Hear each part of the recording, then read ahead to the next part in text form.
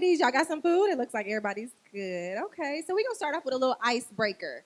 How was your week this week on a scale of 1 to 10? What y'all thinking? Mine was a solid 2. Solid 2. It was a rough week. It was a rough week. What about y'all? 4. Okay, I'll take that. 1. Okay. 3. Okay. So it looked like anybody had a good week. Let's do some positivity. Anybody had a good week? 7. Okay. 8. I love it. 6. Okay. I'll take that. Comes with the highs and the lows. So we'll take that.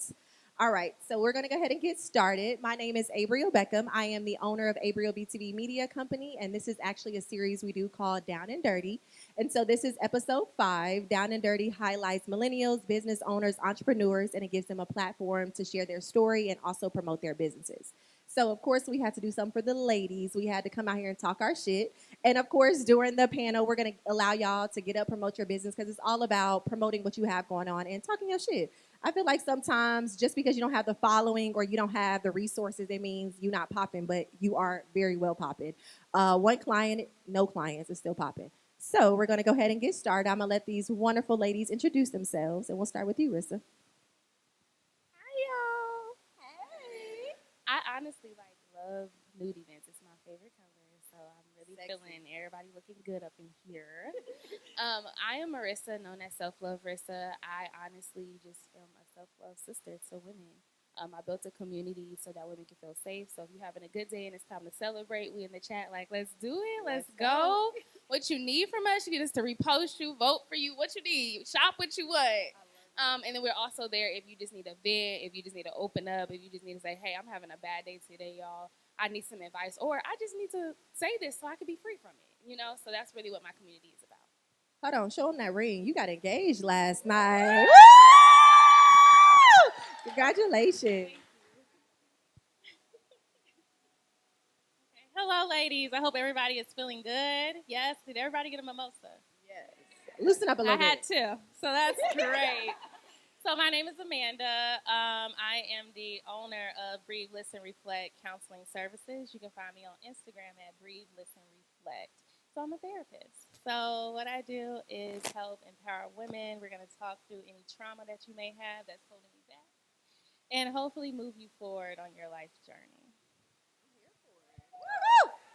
Hey ladies, how y'all doing? Good. I am Kyerra, also Key the Assistant, and I am a celebrity personal assistant and author. I have a book called The Assistant's Playbook to help women who want to maybe have another source of income, whether that be a virtual assistant or another side hustle, because we all want to be millionaires. You got to have more than one source of income. Hello. So that's what my book is about. Hey ladies, my name is Ashlei White, and I am a corporate mom and a serial mompreneur. So I work in the corporate space, specifically working in diversity recruiting, and I do have a travel agency that is now owned by my family. And I do also have a hair store here. It's called Honey Hair Co. So if you need some bundles, shop with us. And last but not least, my newest baby is the Boss Mom Movement, which is simply a safe space to empower moms to keep your identity and continue pursuing your goals while succeeding in motherhood. So, yeah. Good evening. Well, good afternoon, everybody. How you guys doing? Good. My name is Jaquees, but I go by JQ. I'm a celebrity sports PR professional. I work with athletes from high school to college to the pro. And what I do is help them with their branding and their marketing. And I'm also the creator and host of the Counting Me Out podcast. Make sure you guys go follow that page and subscribe. And I am so thankful for this event, allowing us women to come out and show out and talk I can't curse because my mom is in the building, but talk your ish. So I'm so happy to have you ladies. So we're going to ask them a few questions, and then we're going to open the floor up if you guys have questions that you want to ask them, how to get started in the industry, what to know, and we're going to give y'all that opportunity. All right, so let's get started. So we got any sports fans in the house? Anybody a sports fan? Woo woo! Okay. So that's perfect for you, JQ. So tell us more about sports PR and how do you land your clients, your target audience? I know you have a specific target audience. So tell us a little bit more about how you land your clients and more about your business.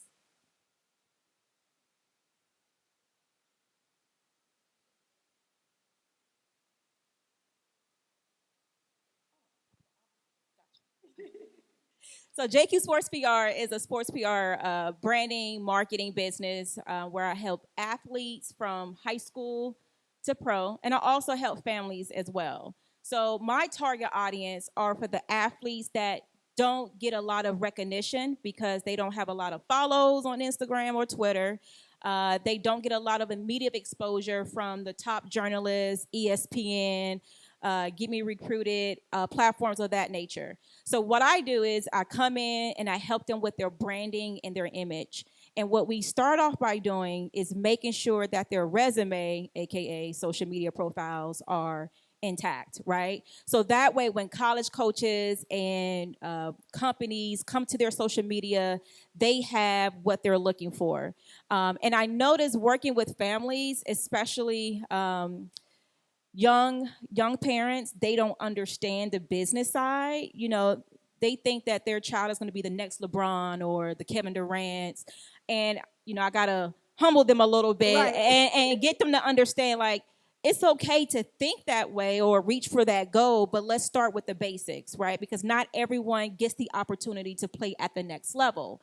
So when you're trying to get from high school to college, you got to make sure that you look appealing for the college coaches, right?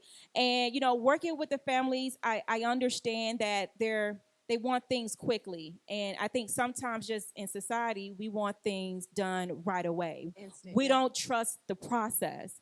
And getting these young kids to understand that can be a battle sometimes. But I like to show, those athletes that's playing in the NFL and, the NBA and WNBA, what their stories, like where did they start from and where they are now. So my target audience is definitely a challenge sometimes, but I love a challenge, right? I love a challenge. So, working with the families and the athletes from all backgrounds is just a blessing. And so you started Counting Me Out podcast because you say you were a former basketball player. And so tell us a little bit more, because I see on your Count Me Out podcast, y'all make sure y'all follow her. It's a dope podcast, by the way. Thank you. And so you started that out. And so you have athletes on there. You have people coming on to talk, share knowledge. So tell us a little bit more about, of course, the inspiration behind that. And why did you decide, I want to take it from sports PR to now make it into a podcast? So just to give y'all a backstory on how Counting Me Out podcast started. So there's this guy that's very heavy in youth sports here in Georgia, and he approached me and the co-host Spoon, he's from Georgia, and he wanted us to do a podcast, and Quavo was going to be a part of it, right? So we did the first interview at Berkmar High School. I'm not sure if you guys know where that is. We did the interview with Flau'jae Johnson. Do you guys know who that is? Okay. Yes, LSU. Okay, sports fan.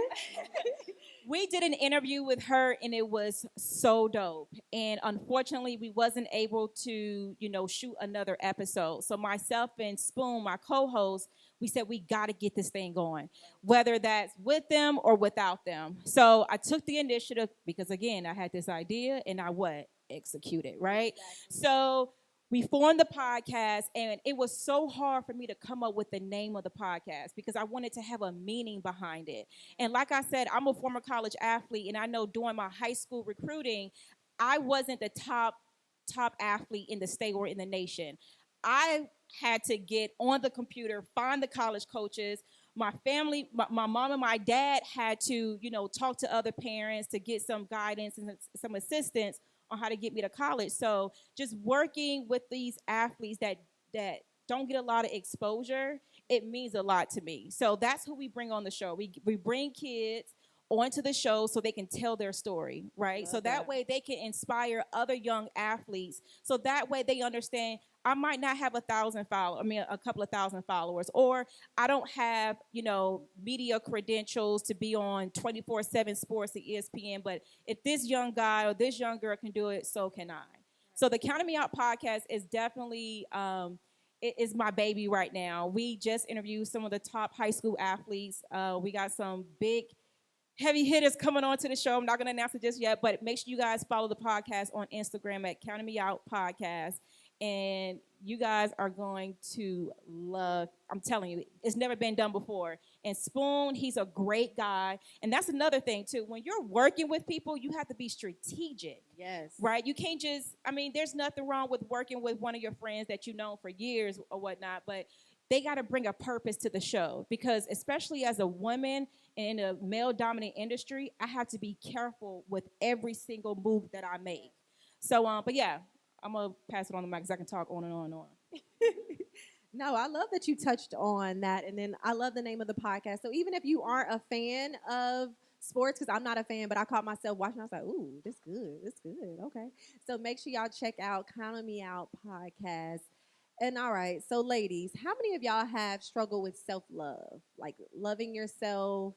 Okay, great. Thank you. Thank you. Let's be honest here. I think in every season of your life, you have different things that you struggle with. So I'm really learning in this season that it's not about how you wait, it's about what you do while you're waiting. You get what I'm saying? So if you're waiting on a blessing, if you're waiting on things to happen for you, or if you're just waiting on God to do something that He promised you, but you don't know when it's going to happen, I'm really learning that. So that's why I love self-love, Marissa, because you talk a lot about self-love. You talk about loving yourself through those obstacles.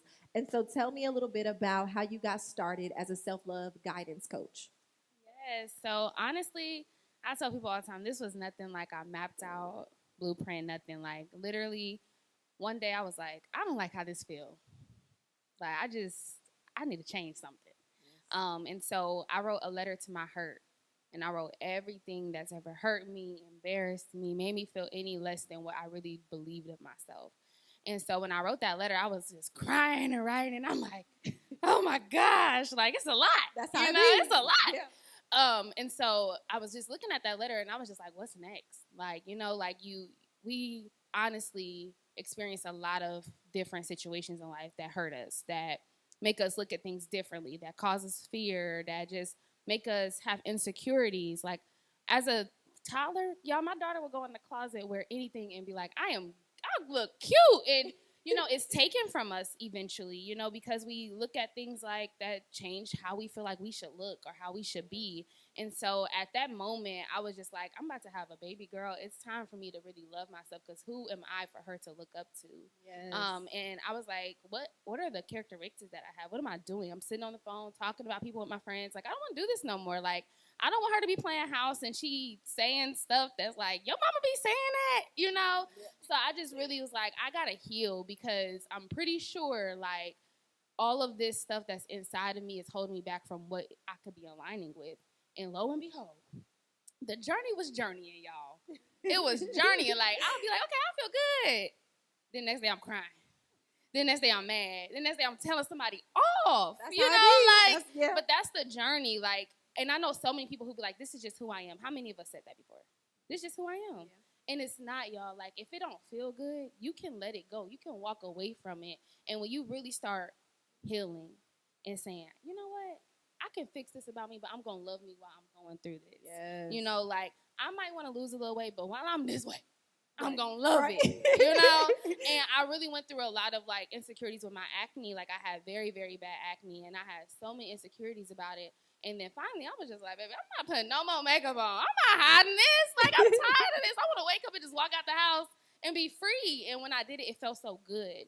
And I got to a place in my life where I was like, I'm going to heal. I'm going to step into confidence. I'm going to be bold. And I'm going to feel good about me every single day. And I'm going to do whatever I got to do to get it. I'm going to get peace. I'm going to step out of the environments that don't make me feel good. I let everything go. It was just a day where I was just like, I'm done. Like, the people got to go. The things got to go. The music got to go. Like, everything that entered my ear gate and my eye gate that was not literally, like, giving me purpose or anything to the next level, I let it go. Like, I stopped watching TV. I stopped listening to certain music because I had to heal. Some things we can't listen to when we healing. I couldn't listen to Keisha Cole no more because I'm like, baby, I got to heal from the men. Like, why am I still Like, no. Like, I got to heal. So I really was like, I have to change it. Like, it's nothing wrong with, those are great artists. That's their art, It's nothing wrong with them. But when you're going through healing, it's certain music as a woman you just can't listen to. Yes. It's certain things you can't engage in because you got to heal from that trauma. You got to heal from that pain. And the moment you do it, you will free your heart. You will free your mind. And now you find yourself meeting new friends, meeting new people, and aligning with the things that you desire because you literally lifted up a weight and gave your heart space. How many of your iPhones ever said, too much storage, you can't take no more pictures? Right? And that's how your heart and your mind is. Like, when you got so much in there, it can't take no more, whether it's good or bad. So you got all that stuff in there, and it's so much good trying to attach to you, but you so full of that hurt that you can't even accept a good friendship. You can't even accept a good man. Good. You can't even accept a good opportunity. You don't even see it because you're so blinded and clouded with all that hurt. And as women, we wear so many hats. We go through so much hurt and disappointment. And it's time for us to heal. Like, it really is, because, y'all, we hold so much power, so much creativity. And a lot of us, we can't step into it because of the hurt and the trauma. Come on now. You're preaching up in here, y'all. Come on. I like that you really touched on healing, because it took me a while. You know, I don't know about anybody else, but it took me a while to get there, like really understanding what it is that God has called me to do. Because, you know, sometimes you're so blinded by, you know, this relationship isn't where I want it to be, or I'm not where I want it to be, the money. You know, as an entrepreneur, I don't know about y'all, but when you start seeing negative $2,000-$3,000, you like, God, you hear me? What's up? Like, you really start like, okay, you know, not necessarily questioning God, but necessarily questioning the journey, you know, where you are and, you know, how to get started. So I really love that you touch on self-love, the importance of therapy. Yes, I didn't believe in therapy for a while, so I'm here full therapy 101. It's a work in progress. So we're gonna say that it's a work in progress. So talk to me a little bit more about your profession, how you got started, and then of course you have your own Breathe, Listen, and Reflect. So talk to us more about that. Okay, that was a lot. But yeah, so as a therapist, pretty much like I kind of stated before, my goal is to help you along your journey. So if you're feeling down, you're feeling depressed, you're anxious, you have anxiety, you're stressed, maybe you have ADHD or ADHD, you know what I'm saying? Whatever is going on, I'm here to assist you on that path. So as far as how I got started with therapy, like I said, it comes naturally. People are always coming to me, talking to me, and I'm like, you know what? Why not do this? Right. You know, like.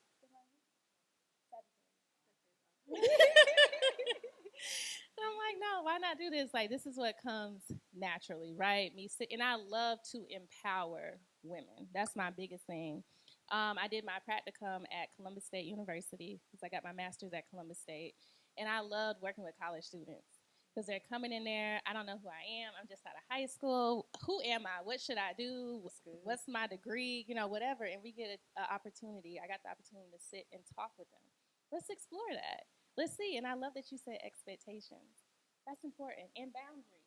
We talked about that. Yes. Expectations and boundaries. If you don't take anything else from this conversation today, make sure that you're setting expectations, right?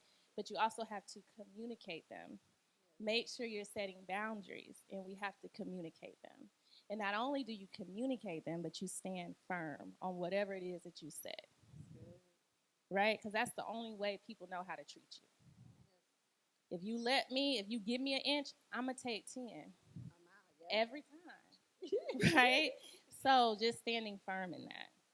And so talk to me about the importance of finding the right therapist for you. You get what I'm saying? Like finding one that aligns with everything that you believe in.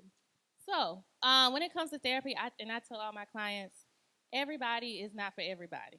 Yeah. I may not be the fit for you, and that's okay. It's not a problem. It's not an issue. I may just not be that fit. Now, as far as how do I know my fit, that could be a million different things. It depends on what are you coming to therapy for. Right? So my specialties are depression, anxiety, and self-esteem. So if that's what you're interested in, then I can help you. Let's say if you're dealing with PTSD, I'm not going to be the best person for you, right? As far as your values and beliefs, that's important to you. Me, I'm inclusive. So it doesn't matter. You could believe in God. You could believe in Jehovah. You can believe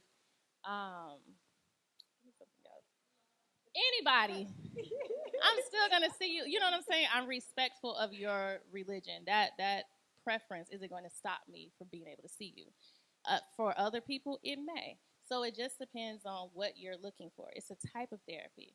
I specialize in cognitive behavioral therapy. So I'm looking at how you think, right? Your behaviors, your actions. That's what we're looking at. I do a lot of journaling.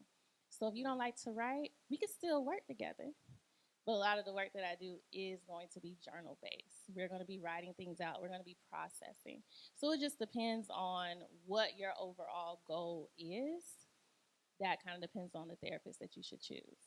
And so you say you specialize in depression. Is there something specific that happened that triggered, why you want to focus on depression or?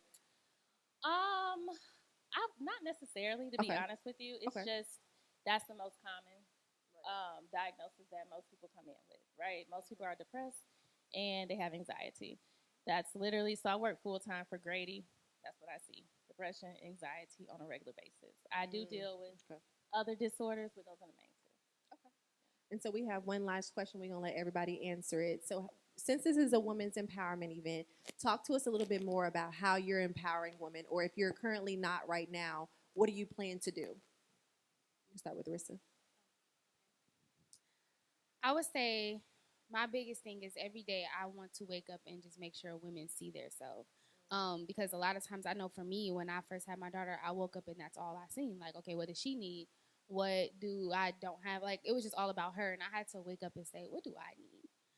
How do I see myself and really take care of me? And so when I started taking care of me, I seen how things changed in my life. And so I said, well, if I can wake up and all the girls in my chat can wake up and feel like they see themselves, and they can be themselves, and they can literally live fully in who they are, that's all that matters. Because when you're bold and confident, you walk differently. Yes. Your head is held high. You're like, oh, I can do this, or I can accomplish this. And so when you're walking in that, like, nobody can stop you. You're unstoppable. And I know that when I stepped into that, I have been unstoppable. And I'm still unstoppable, and I will remain unstoppable. No matter what happens, life will continue to happen. Like, it's life, right? And even yesterday, I was just talking to, like, everyone who was at my event, and I told them, allow stuff to be good. Like, sometimes we're like, oh, that's too good to be true. You waiting on that moment for it to go away. Like, sometimes things are just good. Like, life doesn't always have to be hard. So when it's good, y'all embrace the good and be like, I'm about to keep making it gooder. Add an ER to it. Right. I love that. Okay, so for me as a therapist, so the majority of my clientele is women, right? Oh, that's great. Yeah, so I work with women all day, every day. It's what I like to do.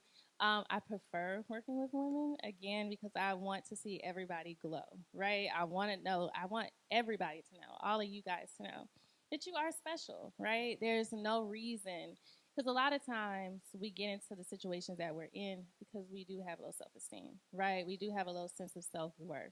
So for me to be able to boost somebody up and for them to come back maybe session 5, session 6, and like, Amanda, I love myself. Oh, I did this, girl. I took myself out. Good. Right. That's what I want. Yeah. So I think that's it.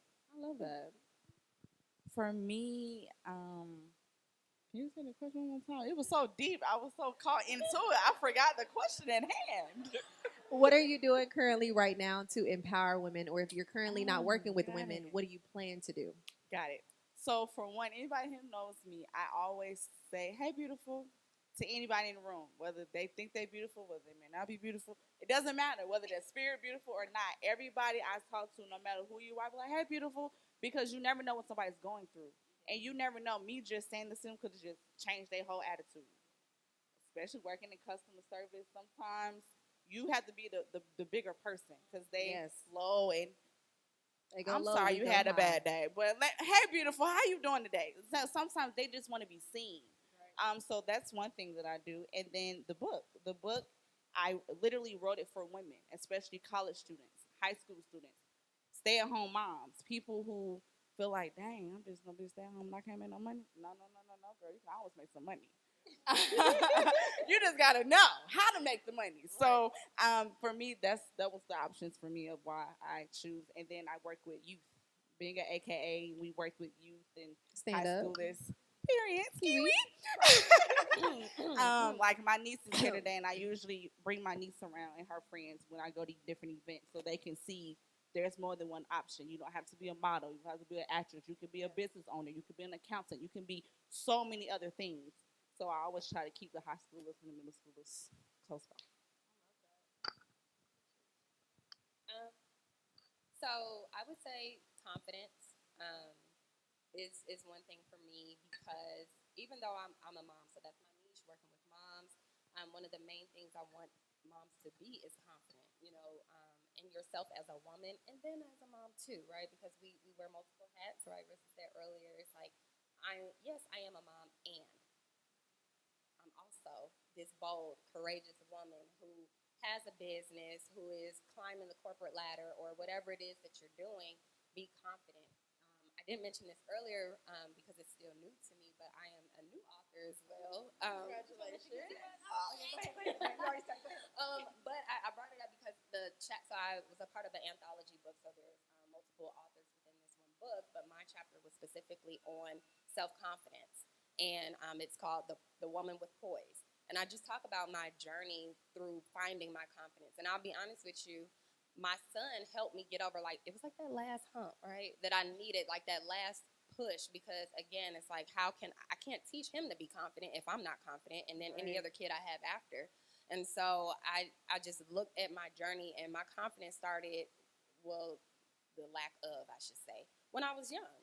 And it carried on because you need to heal from those things, and I did not heal from them. And so going into womanhood, I was still carrying on those things. Going into motherhood, I was still carrying on how I looked, what I didn't have, where I thought I should be in life, because a lot of times we compare ourselves to people, right? And that was major for me, especially with my career. I'm like, oh, this ain't what God got for me, but that's where I was in life, and I didn't embrace it. And I look back on it now, and I'm just like, I needed that time.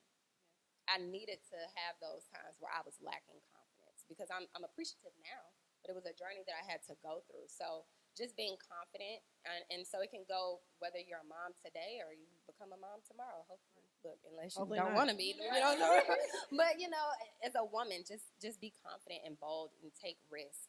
I'm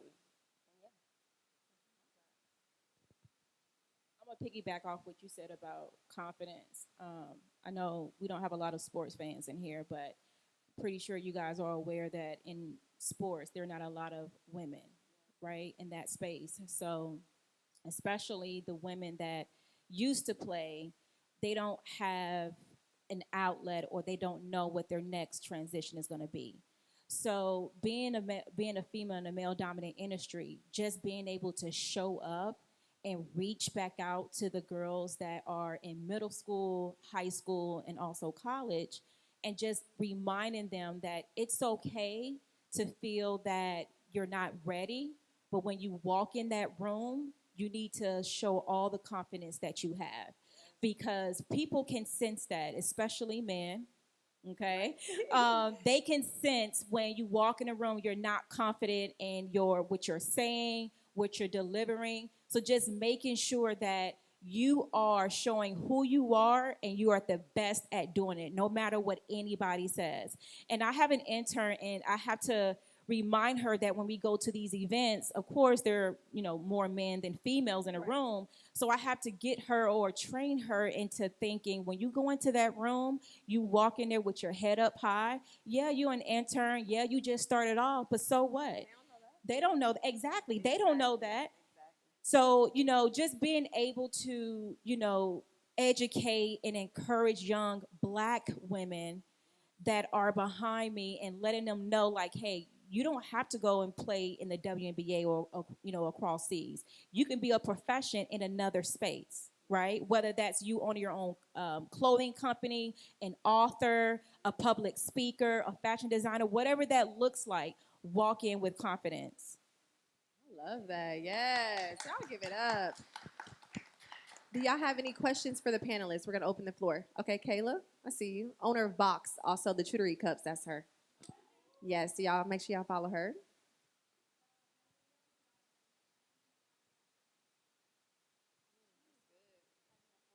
How do you tackle imposter syndrome?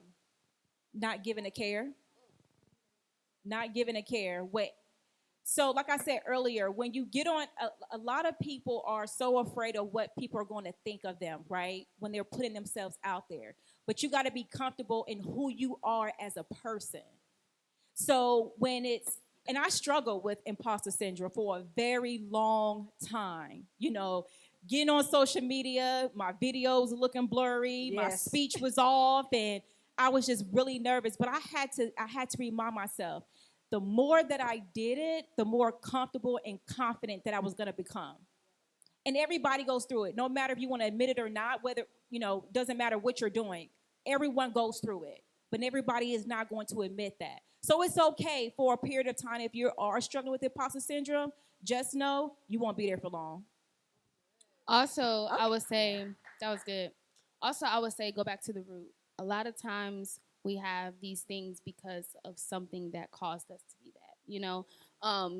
It doesn't matter like whether someone made you feel like, oh, I need to shelter myself. Let me stay out of the light. Maybe I don't talk well. A lot of people have their thing that causes them to be that. So I would say go back to the root and write that letter to heal, because when you start writing that letter, you'll start saying, dang, I still care about that. Like, that's still hurting me, and you'll realize that's why I do that. That's why I'm like that. That's why I can't do that. Like, you'll start realizing, and that letter will show you, like, I got to heal from the root so that I can start really making these changes into today. Because we still that little girl, y'all.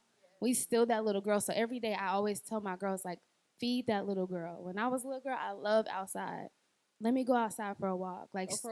Still love on that little girl inside of you, because we just in bigger bodies, but we still that little girl. We still love those things that little girl loves. So go back to the root and really just begin to heal from whatever caused you to step into imposter syndrome. And like she said, do it anyway. Scared, like, do it anyway, and you'll start like, oh, I'm good at this. Yeah. People actually relate to me. Like, people I was telling my friend the other day, like, there's so many people in the world that think like us, that resonate with us. So if we just be open and be who we are and be transparent, you'll really be surprised at how many people say me too.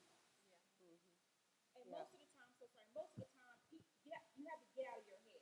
When you think you're not perfect, you got to get out of your head, because when what you think is not perfect, or what do you think is not perfect, people might not even pay attention to it. So I just want to say that. And then another thing, and my mom is sitting here in the audience, she used to always tell me, what God has for you is for you, and can't nobody take that away.